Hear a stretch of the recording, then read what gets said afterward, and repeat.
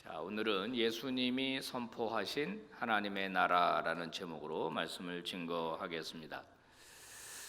여러분, 예수님께서는 하나님의 나라를 어떻게 선포하셨을까요?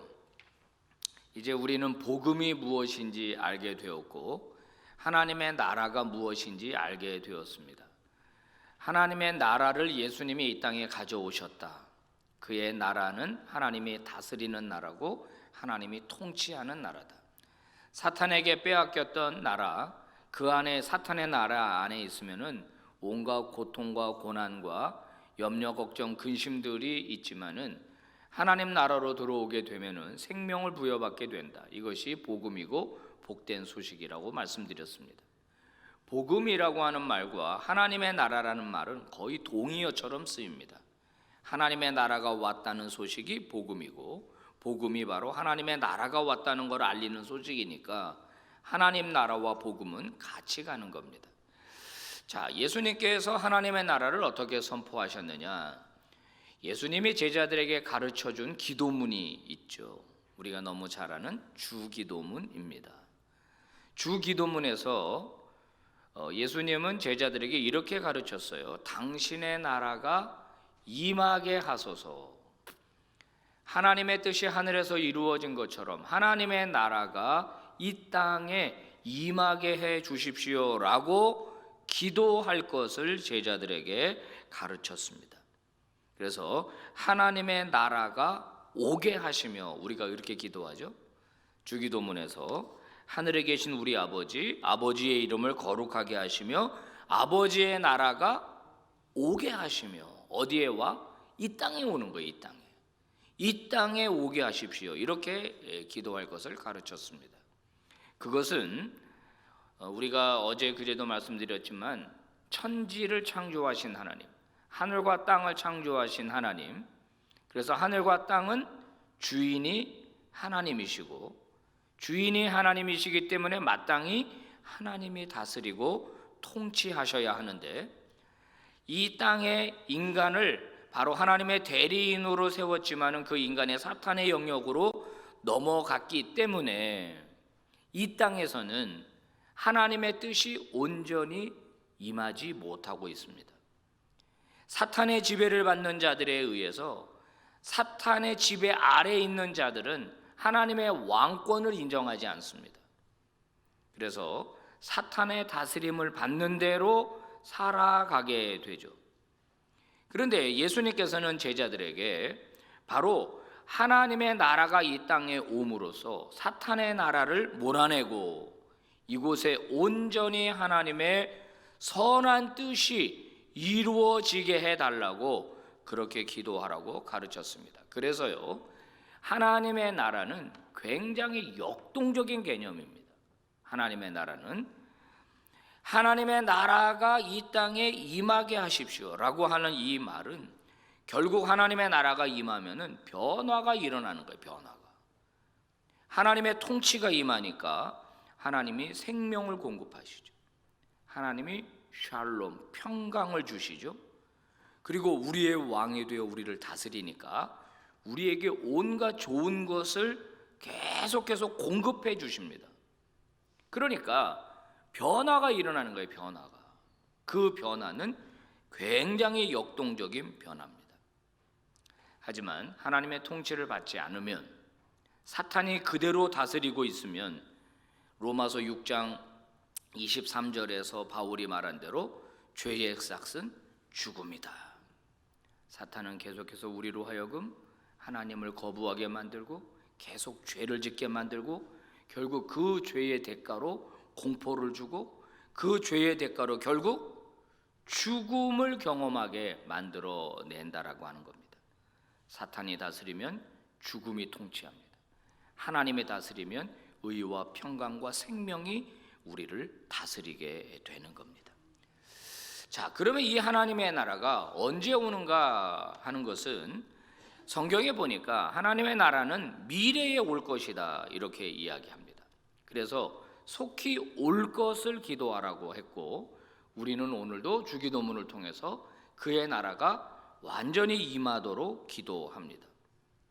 자, 성경 마가복음 9장 1절 말씀을 보면 하나님의 나라는 미래에 앞으로 올 것을 말하고 있어요. 한번 봉독해 봅니다. 시작. 너희에게 이르노니 여기 서 있는 사람 중에는 죽기 전에 하나님의 나라가 권능으로 임하는 것을 볼 자들도 있느니라 하시니라. 네, 죽기 전에 하나님의 나라가 권능으로 임하는 것을 볼 자도 있다.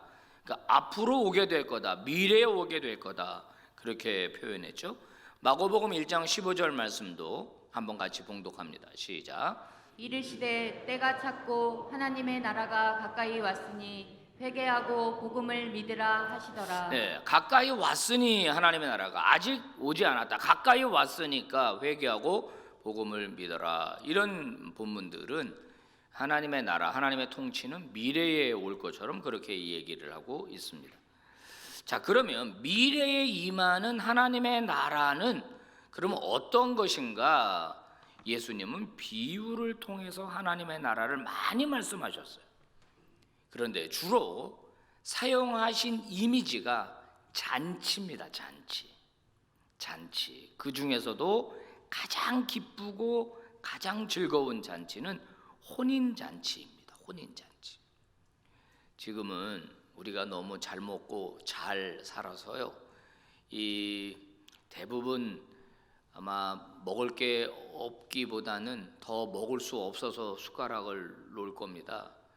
그저 먹고 싶은 것 맛집 찾아다니면서 그냥 더 맛있는 거, 더 좋은 거 이런 거 먹는 그런 세상이 되었습니다만은 우리 여기 어르신들은 다 알 겁니다.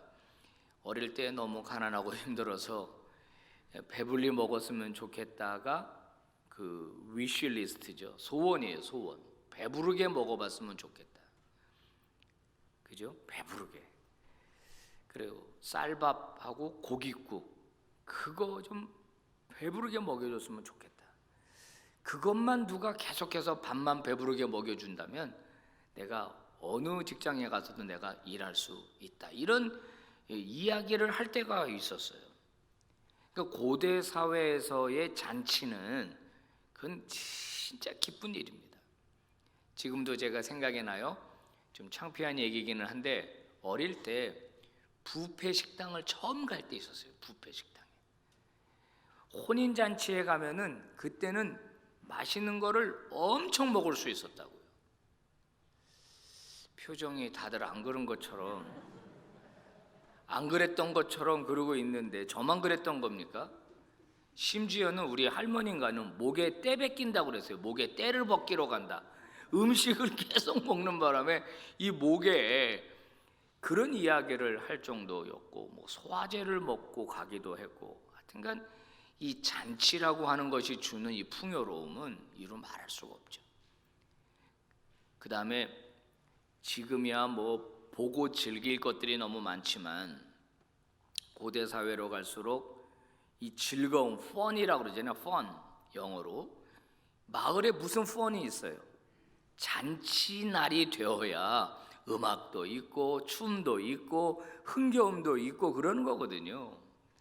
그러니까 예수님이 말씀하신 이 잔치라고 하는 의미가 그 당시에 상당했습니다. 그리고 또 예수님은 하나님의 나라를 상속의 의미로도 가르쳤어요. 상속. 여러분 우리가 귀중한 것을 상속해 주지 않습니까? 주로 부동산, 값어치가 나가는 거니까 상속의 대상이 되는 거예요.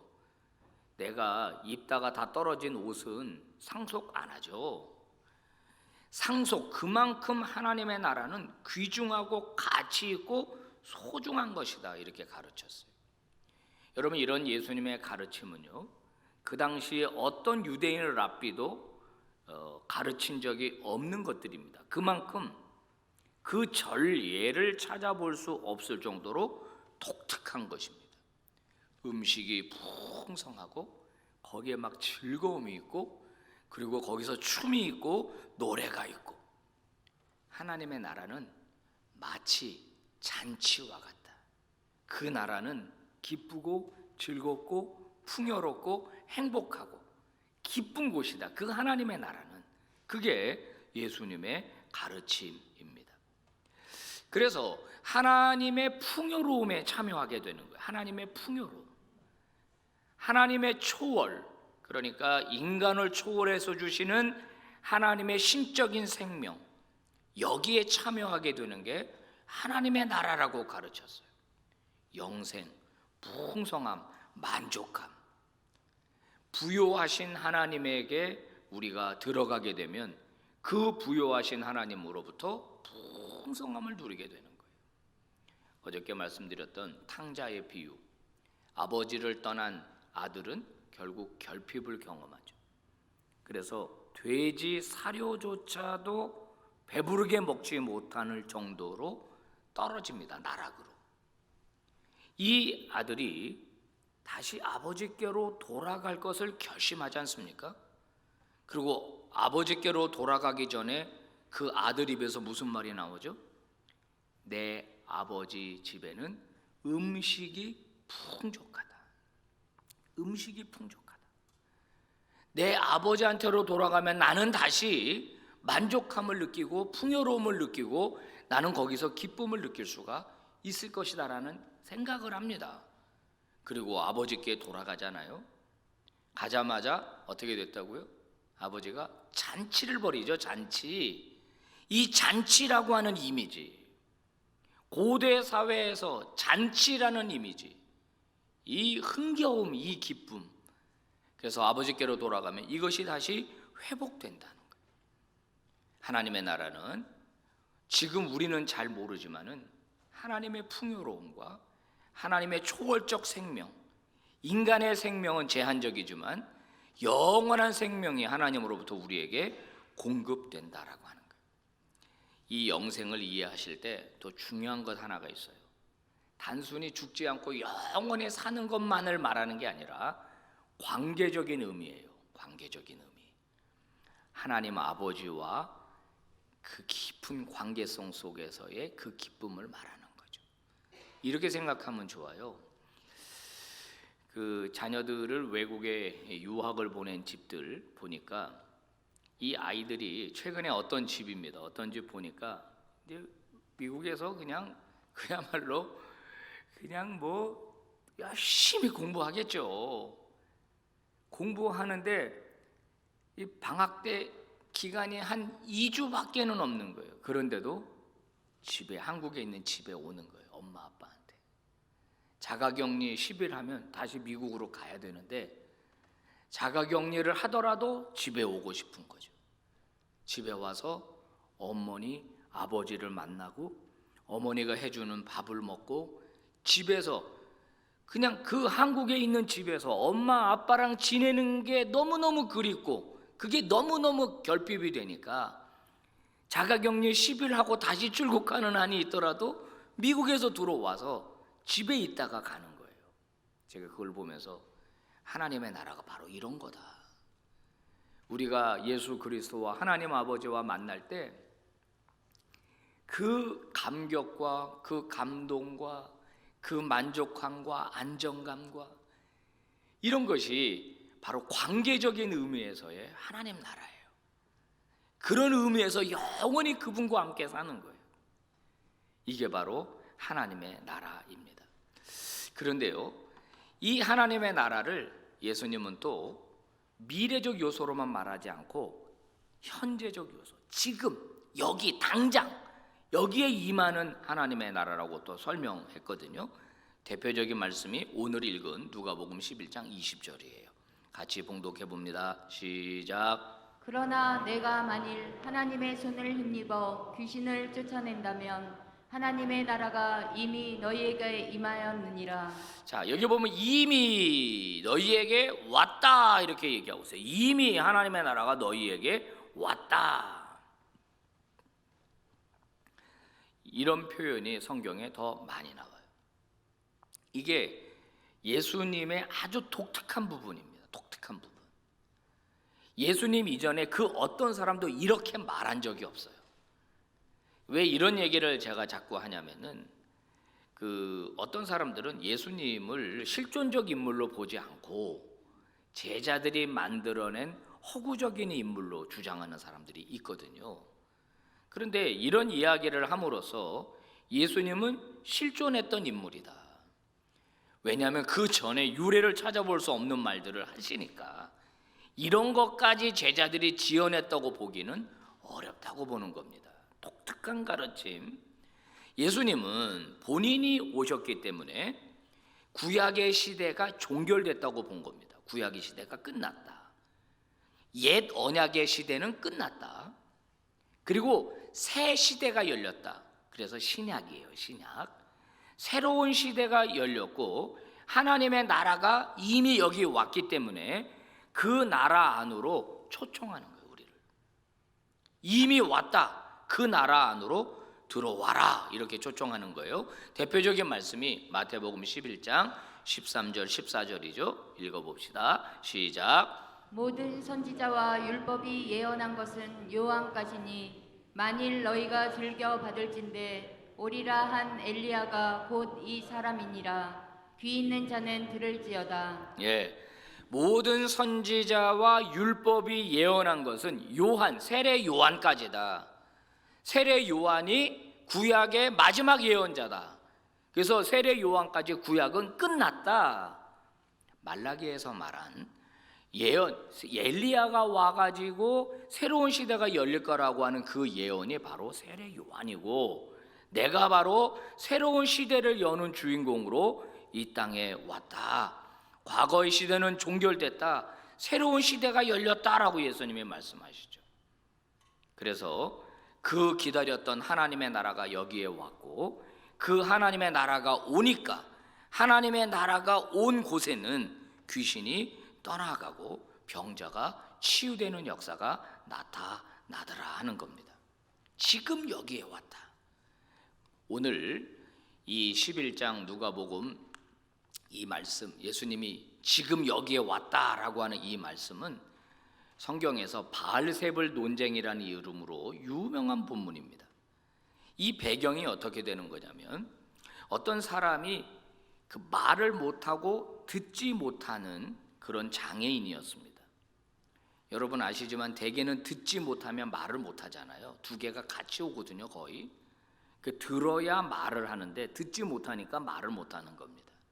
근데 이 사람이 듣지 못하고 말을 못하게 된 원인이, 그 장애의 원인이 귀신이었다고 성경은 이야기하고 있어요. 그래서 예수님이 그 귀신을 이제 쫓아냈거든요. 그러니까 그 사람 다시 듣고 다시 말을 하게 된 겁니다. 놀라운 기적이 일어났죠. 그럼 유대인들은 누군가가 그런 기적을 나타내게 되면은 그거를 해석을 해야 되는 거예요. 해석을. 이런 기적이 왜 일어났느냐라고 해석을 해내야 되는 거예요. 해석. 그게 신명기 율법에 나와요. 이 사람이 참 선지자냐 거짓 선지자냐 이거를 이제 해석을 해야 되는데 유대인들이 가만히 보니까 이 예수님을 인정하면 안 되겠거든요. 자신들의 기득권을 뺏기게 되는 겁니다. 그래서 어떤 해석을 내리냐면 바알세불 짚혔다 이렇게 말해요. 짚혔다는 거는 바알세불이 예수님을 사로잡았다는 거예요. 바알세불은 뭐냐? 바알세불은 귀신 중에 제일 높은 귀신의 이름이 바알세불이에요. 그래서 어떻게 해석을 했냐면은 예수님에게 가장 강한 귀신이 들어와 가지고 그 귀신이 상대적으로 말 못하게 하는 벙어리 귀신을 쫓아냈다는 겁니다. 그렇게 예수님을 오도한 거예요. 예수님이 거짓 선지자고 사탄의 하수인이라고 하는 프레임을 뒤집어 씌운 겁니다. 예수님에게. 상당히 못된 사람들이죠. 이 예수님에게 거짓 예언자 프레임을 뒤집어 씌워가지고 예수님 안에 있는 귀신 중에 가장 강한 귀신인 바알세불이 약한 귀신을 쫓아냈다. 그랬더니 예수님이 거기에 대해서 논리적으로 반박을 하십니다. 첫 번째 뭐라고 반박하시냐면, 야, 말이 되냐? 어떻게 사탄이 자기 동료인 사탄을 쫓아낼 수가 있냐? 그게 말이 되는 거냐? 내부적으로 그런 분열이 일어난다는 건데 사탄의 나라가 어떻게 존립할 수가 있냐? 그러면서 반박을 하십니다. 어떻게 귀신이 귀신에게 힘을 줘갖고 다른 귀신을 쫓아내냐? 그거는 있을 수 없다. 그러면 두 번째는 예수님의 반박은 뭐냐면, 그러면 너희 아들들은, 여기서 이제 아들들이란 진짜 아들을 말하는 게 아니고 너희 자녀들, 그러니까 너희들은, 너희 중에, 유대인들 중에서도 귀신 쫓는 사역을 하는 사람들이 있었거든요, 당시에. 그러면 아니, 너희들 중에서도 귀신 쫓는 사역을 하는 사람은 도대체 누구 힘으로 하는 거냐, 니네는? 그러면, 그러면서 세 번째, 바로 아까 20절 말씀이죠. 내가 지금 귀신을 쫓아낸 것은 하나님의 손, 여기서 하나님의 손이 있다고 생각하시면 안 되고, 성경에서 하나님의 손, 하나님의 오른손이라고 말하는 건 다 그분의 능력을 표현하는 거예요. 능력. 하나님의 능력을 표현할 때 하나님의 손, 하나님의 오른손으로 나를 붙잡는다 그러지, 진짜 하나님이 오른손이 있는 게, 하나님 오른손잡이가 아니에요. 하나님이. 그런 생각은 하지 마셔요. 하나님의 능력을 나타내는 말이 바로, 하나님의 힘을 나타내는 말이 하나님의 손입니다. 지금 하나님이 여기에 임하셔가지고 하나님의 능력으로, 하나님이 개입하셔가지고 하나님의 능력으로 지금 이 귀신을 쫓아냈다. 그래서 지금 예수 그리스도를 통해서 하나님의 능력이 여기 나타나고 있다. 그러니까 하나님의 나라가 여기 왔다. 나를 통해서 여기에 왔다. 그렇게 지금 주님이 말씀하시는 겁니다. 여러분, 사탄은 귀신을 이용합니다. 그래서 하나님을 경배하지 못하게 만들어요. 하나님을 예배하지 못하게 만들어요. 그게 사탄이 하는 일입니다. 주로 친구들을 이용하고, 환경을 이용하고, 또 내 게으른 습관을 이용해서 하나님 앞에 나아가는 걸 어떻게든지 못하게 하는 겁니다.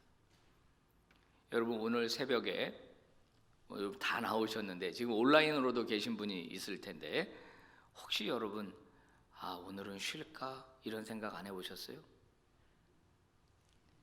웃는 분이 몇 분 계셔요.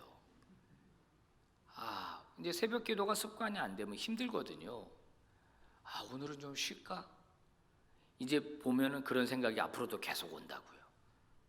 그런 생각은 누가 나게 하는 걸까요? 누가 나게 하는 걸까요? 하나님을 예배하는 것보다 더 즐거운 일들을 자꾸 만들어내요. 도대체 그런 일들은 누가 하는 걸까요?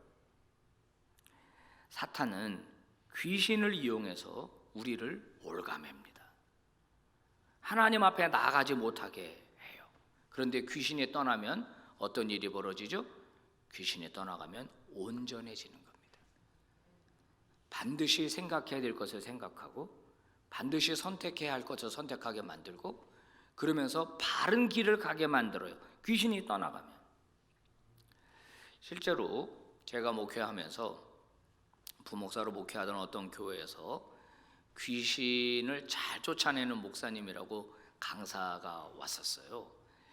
저는 그때 물론 목회자였지만은 그걸 잘 안 믿었었어요. 근데 그날 그 저녁 집회 때 귀신을 쫓아내는 사역이 시작이 됐는데, 어느 권사님의 아들 하나가 고등학교 1학년이었는데 걔가 그 귀신 들렸다는 게 그날 증명이 됐었어요. 여기서 꼬꾸라졌는데, 아이가 꼬꾸라졌는데 일어나지를 못하는 거예요. 그래서 계속 이 사탄을, 귀신을 쫓아내는 기도를 해서 걔가 이제 온전해졌는데, 나중에 그 어머니 권사님한테 들은 얘기입니다. 어느 날부턴가 아이가 굉장히 반항적이고 말을 안 듣고 그러더라는 거예요. 그래서 사춘기로만 생각을 했다는 거예요. 그런데 그날 예배에 데리고 왔고, 그날 귀신이 떠나고 난 다음에 이 아이가 변화가 됐는데, 그 아이한테 또 나중에 얘기를 들으니까 친구들이랑 모여서 장난으로, 왜 애들 뭐 귀신아 나를 다스려라 뭐 이런 장난들 하잖아요. 뭐 볼펜 같은 거 가지고 뭐 이런 거 하잖아요. 애들 장난으로. 근데 진짜 귀신이 그 아이한테 들어간 거였어요. 여러분, 귀신은요, 악한 영은요, 어떻게든지 우리를 유혹하고 우리에게 역사함으로써 하나님 통치를 받지 못하도록 만듭니다. 근데 귀신이 떠나가면 온전해지는 거예요. 자, 성경에 삭개오라고 하는 인물을 아실 겁니다. 삭개오는 예수 그리스도를 영접한 다음에 온전한 사람으로 변했습니다. 그 전에 삭개오를 사로잡고 있었던 게 뭐죠? 맘모니즘. 사탄이 물질 만능주의로 삭개오를 사로잡고 있었어요. 삭개오 머릿속에는 돈이 있어야 된다. 돈만 있으면 다 해결된다. 내가 돈을 모아야 된다. 이런 생각으로 가득 차 있었어요. 그러니까 그의 삶에는 어떤 현상이 나타나죠? 남의 거를 착취하고 어떻게든지 빼앗고 아주 인색하고 이기적이고 그렇게 나타나는 거예요. 사탄이 다스리는 겁니다. 그 사람의 인생을. 그런데 예수님을 자기 집에 모시고 예수를 구주로 영접하고 나니까 어떤 변화가 일어나죠? 그토록 그냥 눈이 벌게지도록 모았던 그 재물을 다 나눠주잖아요. 그의 삶에 변화가 일어나더라는 거예요. 변화가. 여러분, 예수님께서 한센시병에 걸린 사람들, 지체 장애를 가진 사람들, 시각 장애 가진 사람들을 고치고 치유하는 것은 지금 하나님의 나라가 여기에 임했다라고 하는 것을 시각적으로 사람들에게 보여주는 행위죠. 사탄의 나라와 하나님의 나라는 대립합니다. 하나님의 나라는 지금 여기에 왔다는 겁니다. 그러면 결론적으로 하나님의 나라는 어떻게 되어 있느냐? 이미 왔지만은 아직 완전히 오지는 않았다. 완성될 것은 미래에 완전히 완성이 된다 하는 겁니다. 자, 보세요. 성경에 보면 예수님과 사탄이 대결하는 장면이 몇 번 나와요. 이제 가장 처음에 나오는 것은 예수님이 광야에서 40일 동안 금식 기도할 때였었어요. 사탄이 예수님을 유혹하죠. 일종의 대결입니다. 거기서 예수님은 사탄을 무너뜨리셨어요. 하나님의 말씀으로. 사탄에게서 승리하셨습니다. 예수님이. 근데 그 다음에 사탄은 어떻게 하죠? 사탄은 유대 종교 지도자들을 사용해 가지고 예수님을 빌라도에게 넘겨주게 하고 십자가에 달려서 죽게 했습니다. 처형하도록 했습니다. 사탄이 승리한 것 같았죠. 그런데 돌아가신 후 3일 만에 무덤을 열고 예수 그리스도께서 부활하셨어요. 그것은 사탄이 가지고 있는 최대의 공격 무기인 사망을 무너뜨린 예수님의 승리였어요. 사탄이 가지고 있는 최고의 무기는 죽음입니다. 죽음. 그래서 성경은 뭐라고 말해요? 고린도전서 15장에 보면은 맨 마지막에 멸망받을 원수는 죽음이다. 그래서 죽음이다. 예수님이 죽음을 죽이시고 생명의 부활로 나온 것은 사탄이 가지고 있는 최대의 공격 무기를 완전히 박살낸 것입니다. 그래서 더 이상 이제 사탄의 힘은 예수를 영접한 사람들에게 작용할 수가 없는 거예요. 사탄은 결정적으로 예수 그리스도의 부활 사건으로 말미암아 힘을 잃어버리게 된 것입니다. 이것을 이런 식으로 표현할 수가 있어요. 2차 세계대전이 일어났을 적에 1944년 4월 연합군이 프랑스 노르망디의 상륙작전을 성공시킴으로써 독일군을 무찔렀습니다. 그날을 D-Day라 그래요. D-Day. 44년 4월입니다. 그런데 독일군이 완전히 패망하기까지는 1년이란 세월이 필요했습니다. 45년 5월에 그 히틀러의 후계자인 차베스 제독이 항복 문서에 사인을 하게 되면서 완전히 전쟁은 종식이 되었죠. 그날을 빅토리 데이라고 부릅니다. 무슨 말이냐? D-Day와 빅토리 데이에는 1년이라고 하는 세월이 필요했다는 거예요. 예수 그리스도가 2000년 전에 우리에게 오셔서 악한 사탄을 완전히 박살내고 승리를 가져온 날은 D-Day입니다. 이제 예수 그리스도께서 이 땅에 완전히 재림하시는 그날은 빅토리 데이가 될 거예요. 그 기간까지를 우리는 중간기라고 부르는 겁니다. 이미 승리는 왔어요. 이미 하나님의 나라는 왔어요. 그런데 아직 온전히 임하지는 않은 겁니다. 그러면 어떻게 해야 될까요? 이겁니다. 기쁜 소식, 사탄의 지배 아래 놓여있던 인간에게 하나님의 지배, 하나님의 통치가 임했다라고 하는 이 기쁜 소식, 구원의 길이 열렸다, 이 기쁜 소식, 이 기쁜 소식을 증거함으로써 그 기쁜 소식을 들은 사람이 사탄의 나라에서 하나님의 나라로 들어오게 만드는 일, 바로 이것이 우리들에게 주어진 거룩한 사명이에요. 그래서 예수님이 뭐라고 말씀하셨어요? 땅 끝까지 가서 내 증인이 되어라. 너희는 예수 그리스도의 이름으로 아버지와 아들과 성령의 이름으로 세례를 베풀고 내가 너희에게서 분부한 모든 것을 가르쳐서 지키게 하라. 제자 삼아라. 그 얘기를 하신 겁니다. 제자를 파송하시면서 예수님이 말씀하셨어요. 귀신들을 쫓아내고 병자들을 고쳐라.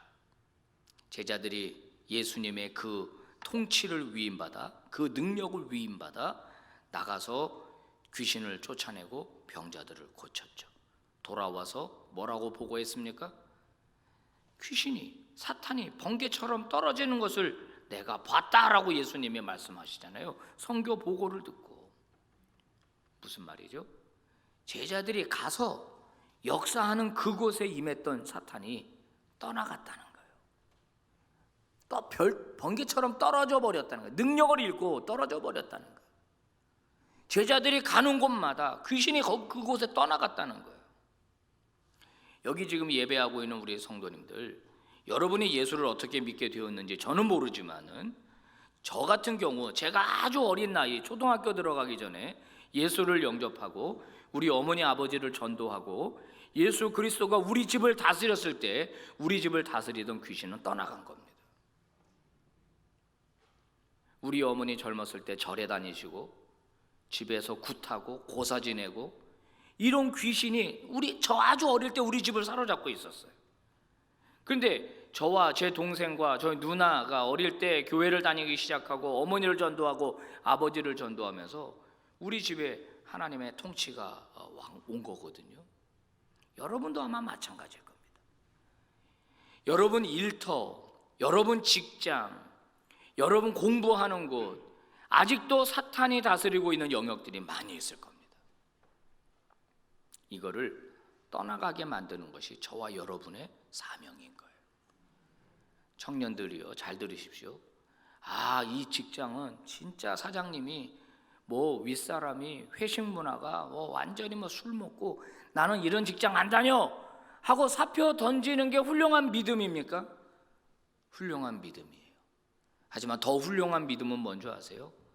그곳을 바꾸는 겁니다. 내가 진급하고 내가 과장이 되고 내가 부장이 돼서 그 문화를 바꿔버리는 거, 그게 진짜 더 좋은 믿음인 거예요. 그렇게 사탄이 다스리는 지역에서 그들과 싸워서 그것을 바꾸려는 마음이 없으면은 계속 우리는 어떻게 돼요? 거룩한 패배자로 남게 되는 거예요. 견뎌야 됩니다. 이겨야 됩니다. 바꿔야 됩니다. 내가 가는 곳을 거룩한 하나님의 통치로 바꾸는 거예요. 여기 공무원 계십니까? 요즘 그런 경우 없지만은 내가 있는 그 자리, 옛날에는 뇌물을 받고 촌지를 받고 바꿔주고 판결을 굳게 하고 있는데 내가 가면서부터 그걸 바꾸는 거예요. 뇌물을 없애고 하나님의 정의와 공의가 오는 곳으로 바꾸는 거예요. 그게 그리스도인의 사명인 겁니다. 사랑하는 여러분, 사탄이 번개처럼 떨어지는 걸 봤다. 예수님이 말씀하셨어요. 하나님의 통치는 지금 여기에 왔습니다. 우리에게 임했습니다. 이게 바로 복음의 능력이고 하나님의 능력이에요. 이 능력을 가지고 여러분의 가정을 바꾸시고 여러분의 일터를 바꾸고 이 땅을 바꾸고 치유하는 그런 우리 빛과 소금의 종들이 되시기를 주의 이름으로 축복합니다. 기도하겠습니다.